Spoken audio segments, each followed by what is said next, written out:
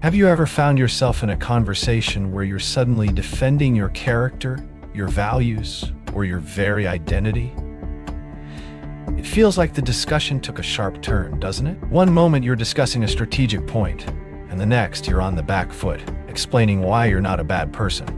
This isn't just a matter of poor communication or someone being difficult. It's a calculated tactic designed to exploit your innate drive for integrity. This is what we call the moral frame hijack. It's a dark pattern, used to convert a tactical disagreement into a personal ethical challenge. The goal isn't to prove you're immoral. It's to bypass your critical input and enforce a predetermined outcome. By exhausting your agency, the operator ensures your compliance. You see, when you're forced to defend your character, you're no longer arguing the strategic point at hand. You're too busy trying to protect your integrity. The moral frame hijack operates by exploiting your values against you. It's a clever tactic, really. By making you question your own character, the operator creates a high-cost cognitive operation. You're no longer thinking about the strategic discussion. You're thinking about how to defend yourself.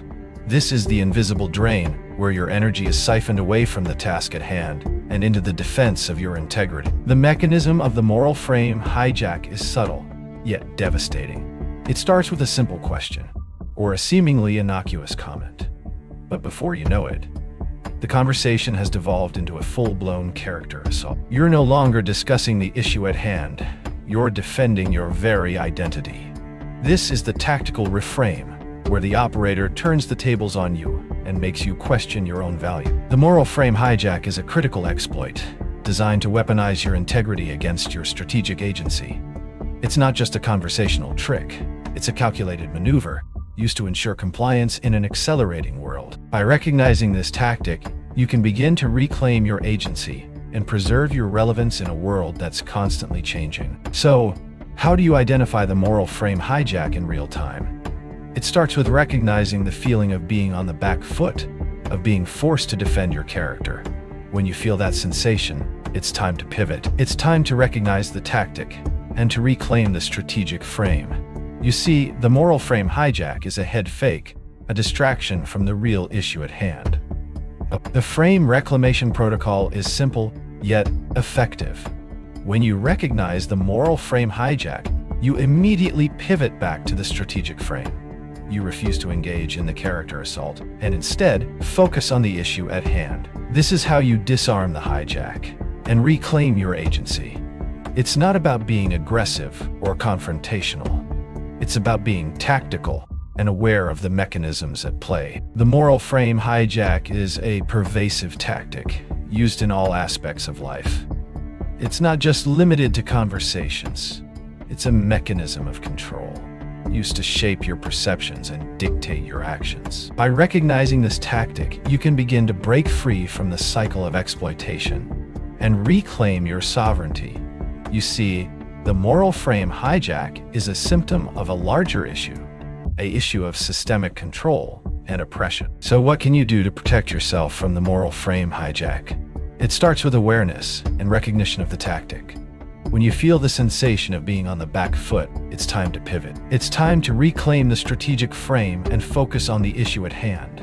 You can also use the frame reclamation protocol to disarm the hijack and preserve your relevance in an accelerating world. Visit sovereignsynthesis.com to learn more about the moral frame hijack and how to reclaim your agency. The sensation of being forced to defend your character is not just unpleasant.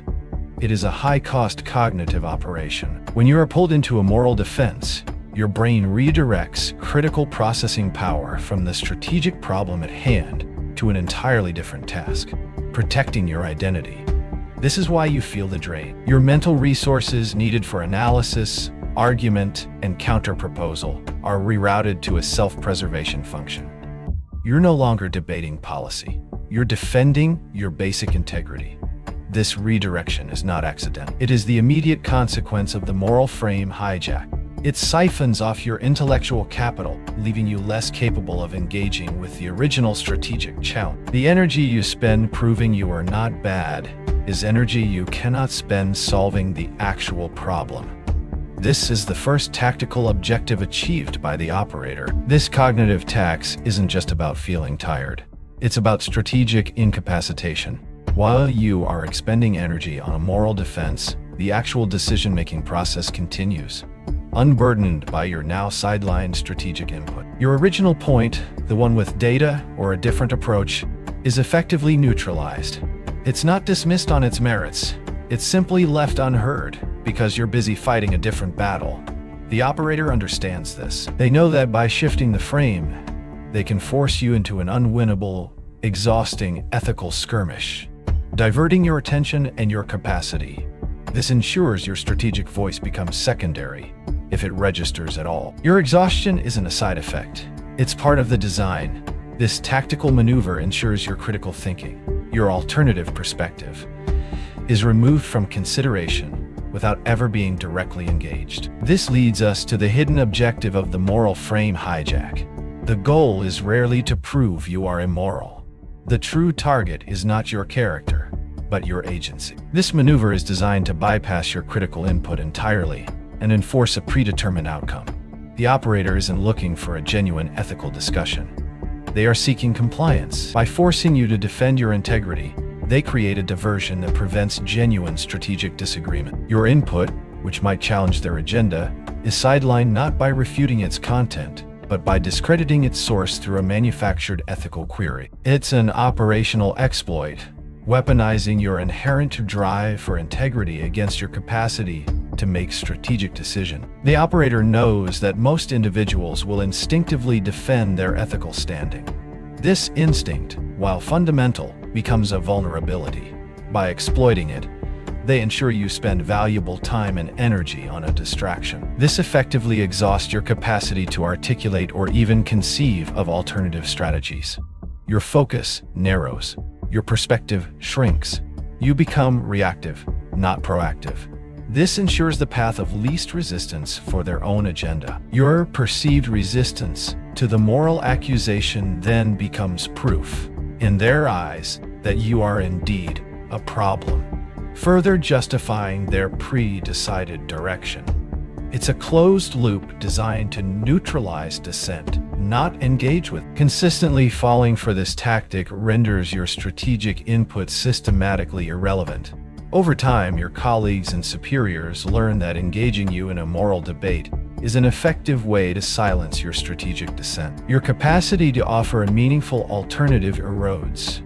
You become a compliant node within someone else's operating system, processing information and executing tasks without exercising true strategic agency. As the world accelerates, demanding adaptable thinking and diverse perspectives, this self-imposed irrelevance becomes a critical liability. You are not just being sidelined, you are being programmed to accept predetermined realities rather than shape them. This is the systemic cost.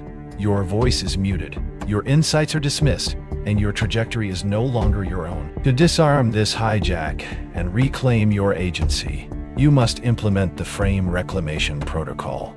First, immediate identification.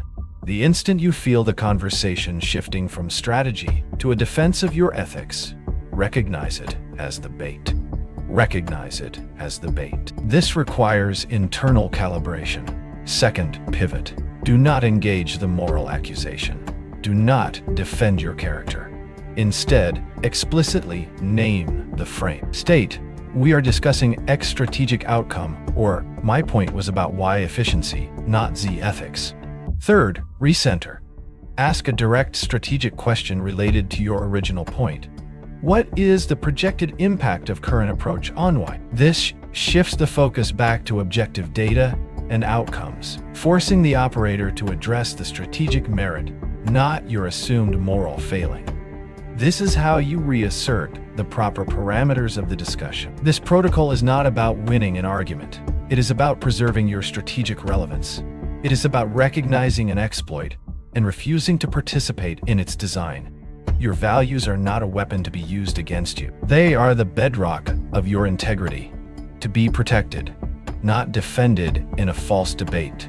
By reclaiming the strategic frame, you reclaim your decision-making faculty. You preserve your capacity to contribute meaningfully in an environment that seeks to neutralize independent thought.